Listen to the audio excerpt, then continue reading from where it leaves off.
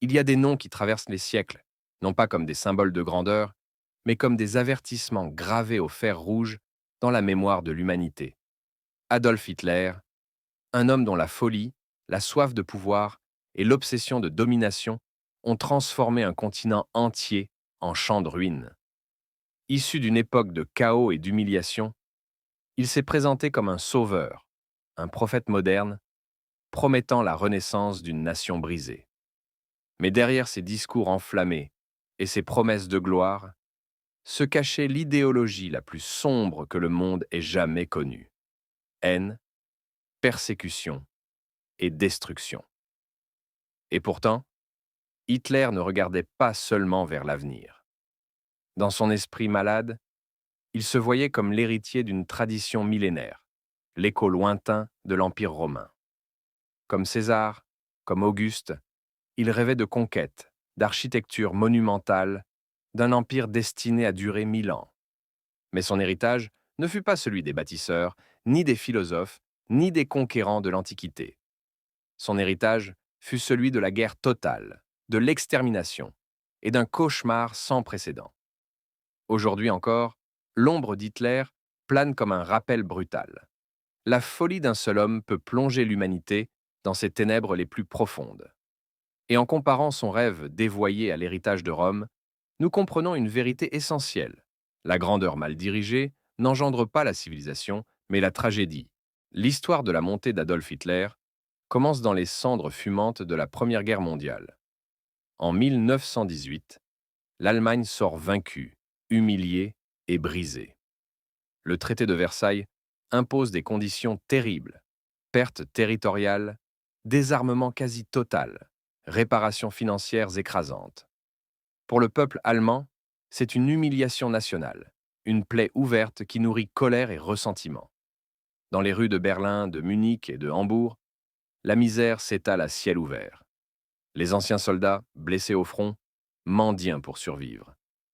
Les familles n'ont plus de quoi nourrir leurs enfants. L'inflation galopante ruine les économies. On raconte que les billets de banque ne servirent plus qu'à allumer le feu. Le peuple, autrefois fier, vit désormais dans le désespoir et la honte. C'est dans ce chaos que surgit une voix, une figure étrange, à la fois charismatique et inquiétante. Adolf Hitler. Ancien soldat décoré, marqué dans sa chair et son esprit par la guerre, il trouve dans les cafés et les brasseries de Munich un public attentif. Là, il parle avec une passion brûlante. Ses mots frappent comme des coups de tonnerre. Il promet de redonner à l'Allemagne sa grandeur perdue, de venger l'humiliation du traité, de restaurer la fierté et la puissance d'un peuple écrasé. Rapidement, son parti, le NSDAP, se structure. D'abord marginal, il attire les désespérés, les humiliés, ceux qui cherchent un bouc émissaire. Hitler leur en offre un. Il accuse les juifs, les communistes, les étrangers. Son idéologie repose sur la haine et la division, mais dans une Allemagne blessée, ses discours trouvent un écho. Les années passent et les foules grossissent. Les brasseries deviennent trop petites. On organise de grands rassemblements. Hitler ne se contente pas de parler, il fascine, il hypnotise. Sa gestuelle, son ton, ses silences calculés transforment chaque discours en une véritable mise en scène.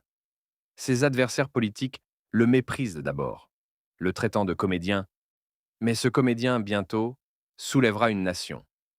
La crise économique mondiale de 1929 vient amplifier son ascension.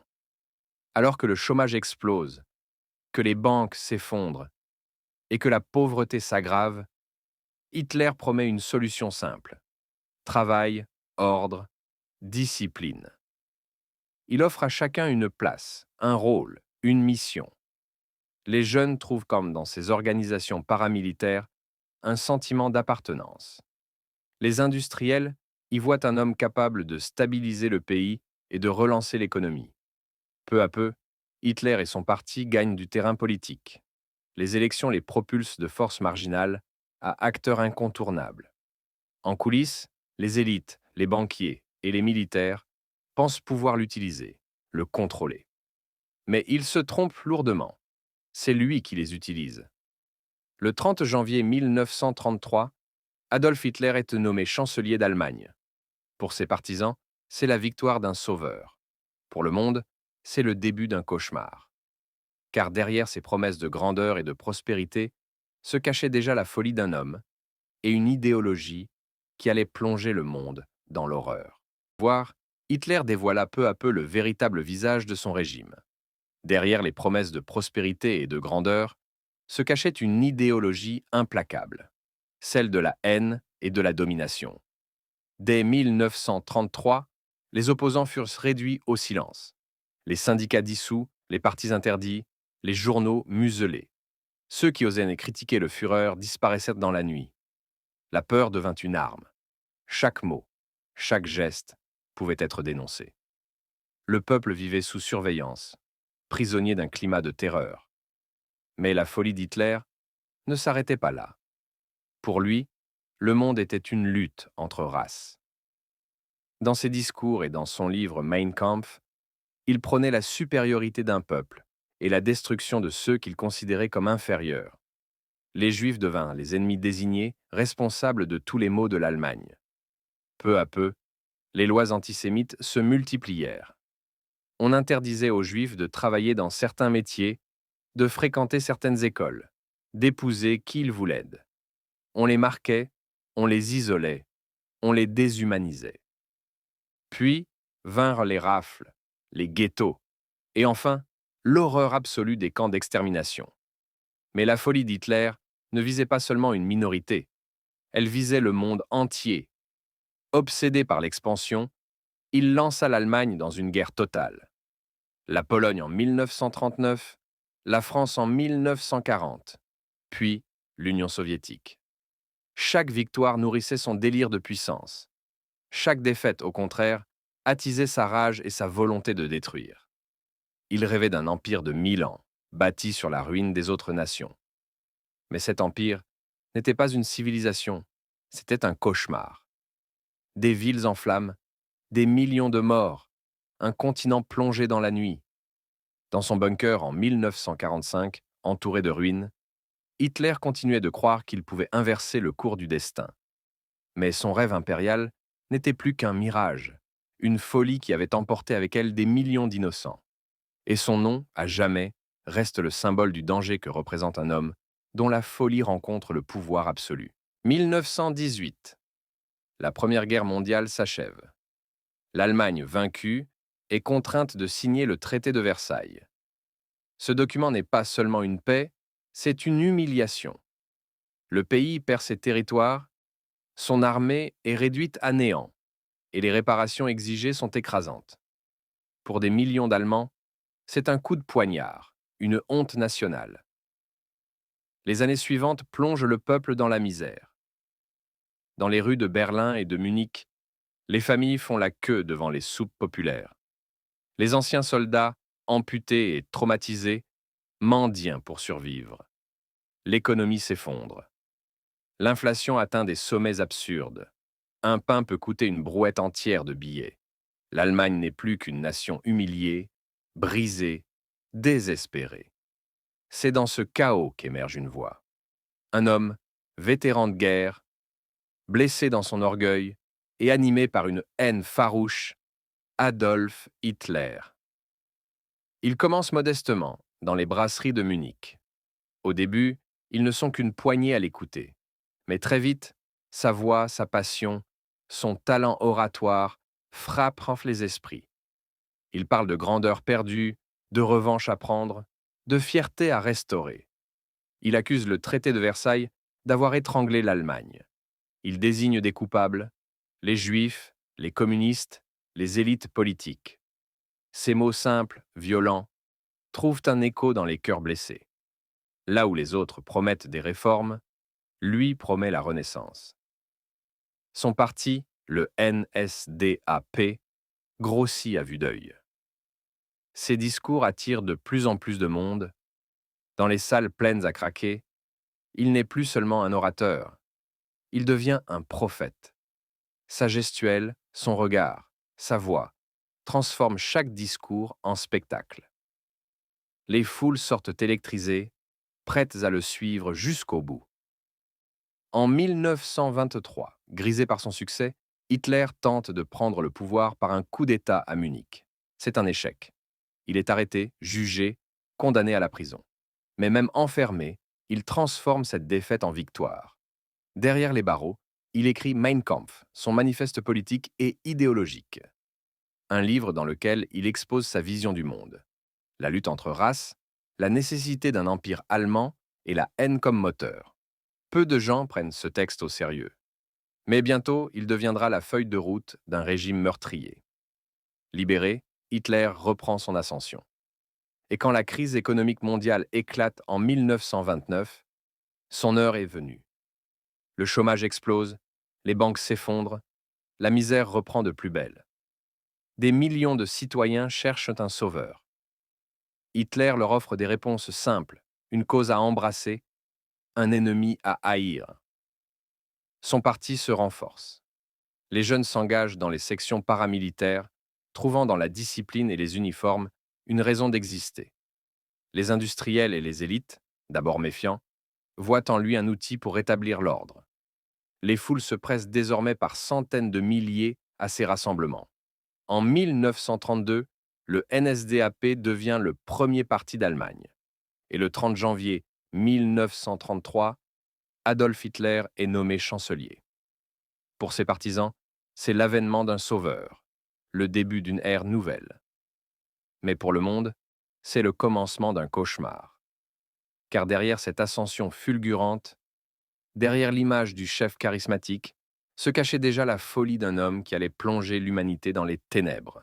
Hitler n'était pas seulement obsédé par l'avenir. Son regard se tournait aussi vers le passé. Un passé glorieux, impérial, celui de Rome. Depuis toujours, l'Empire romain fascinait les conquérants. César, Auguste, Trajan. Des hommes qui avaient bâti un monde immense, unifié sous une même autorité. Pour Hitler, Rome n'était pas une simple référence historique, mais un modèle à imiter, un idéal à recréer. Dans son esprit malade, le Troisième Reich devait être l'héritier du Saint-Empire romain germanique, lui-même héritier de la Rome antique. Il ne rêvait pas seulement d'un pays fort, il rêvait d'un empire éternel, d'un Reich destiné à durer 1000 ans.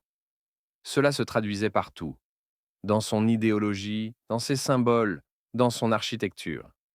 Les immenses projets de bâtiments imaginés par Albert Speer, son architecte favori, s'inspiraient directement de la monumentalité romaine. Colonnes gigantesques, arcs de triomphe colossaux, places immenses où des centaines de milliers d'hommes pouvaient défiler en rangs serrés. Tout devait rappeler la puissance et l'éternité de Rome. Même dans ces rassemblements, on retrouvait cette influence. Les mises en scène, les foules disciplinées, les défilés éclairés par des torches rappelaient les triomphes romains, où le peuple acclamait ses généraux victorieux. Hitler voulait donner à ses partisans l'impression d'appartenir à une histoire plus grande, d'être les héritiers d'une civilisation impériale. Mais cette imitation était une déformation. Car si Rome avait laissé derrière elle un héritage de droit, de culture, d'ingénierie, Hitler n'en retint que l'image de la puissance brutale et de la domination. Là où Rome avait bâti, il ne fit que détruire. Là où Rome avait unifié des peuples, il les divisa par la haine et l'extermination. Ainsi, son rêve d'empire millénaire n'était pas la renaissance de Rome, mais une caricature monstrueuse, une ombre déformée, un spectre du passé. Et comme Rome, l'empire d'Hitler devait s'effondrer, mais bien plus vite, emportant avec lui des millions de vies. Le rêve d'Hitler, celui d'un empire millénaire inspiré de Rome, s'effondra bien plus vite qu'il ne l'avait imaginé. Après des années de conquêtes fulgurantes, la machine de guerre nazie commença à vaciller. L'invasion de l'Union soviétique, entreprise démesurée, se transforma en désastre. L'hiver, la résistance farouche, les millions de soldats mobilisés. Tout cela brisa l'illusion de l'invincibilité. Puis vinrent les bombardements alliés. Nuit après nuit, les villes allemandes s'embrasaient. Hambourg, Dresde, Berlin. Des cités entières réduites en cendres. Ce qui devait être un empire éternel devenait un champ de ruines. Dans le bunker souterrain de la chancellerie, Hitler s'enfermait dans son délire. Tandis que les obus soviétiques faisaient trembler les murs de Berlin, il refusait la réalité. Ses généraux savaient que tout était perdu, mais lui continuaient à ordonner des offensives impossibles, croyant encore inverser le cours du destin. Le 30 avril 1945, dans ce bunker, Adolf Hitler mit fin à ses jours. À l'extérieur, son empire s'écroulait. Quelques jours plus tard, l'Allemagne capitulait. Le Reich millénaire avait duré à peine 12 ans. Mais si Hitler disparut, son ombre resta. Son héritage n'était pas celui des bâtisseurs de Rome, mais celui d'un cataclysme.